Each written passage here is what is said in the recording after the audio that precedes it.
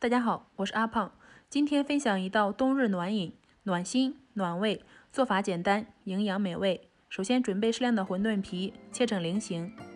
先分享一下这道汤最关键的食材做法，轻轻抖开，防止粘连。油温7成热，下进去开炸，炸至表皮金黄酥脆，控油捞出。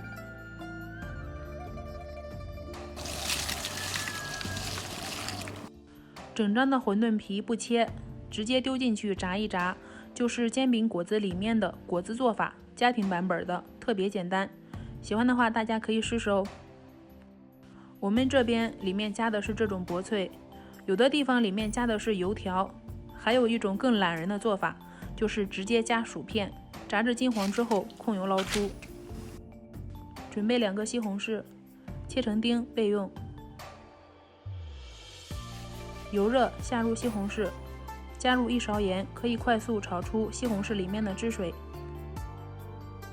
加入适量清水烧开，水开之后下点紫菜，淋入水淀粉，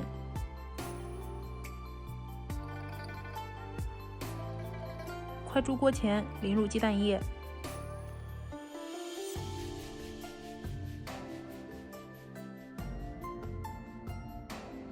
加一点香菜，最关键、最好吃的酥脆一定要放里面。这道汤如果少了它，就会大打折扣。家庭版本的煎饼果子，可以试试这样做哦，超级简单好吃，只需要3分钟就能够热气腾腾的马上出锅。寒冷的冬日早上这么吃，简单又快速，营养还美味。需要一点就是把酥脆提前炸好。吃不完的话，放到袋子里面，排出里面的空气，密封保存10天半月都不会坏，口感依旧酥脆。喜欢的话就试试吧。谢谢您的观看，我们下期节目见。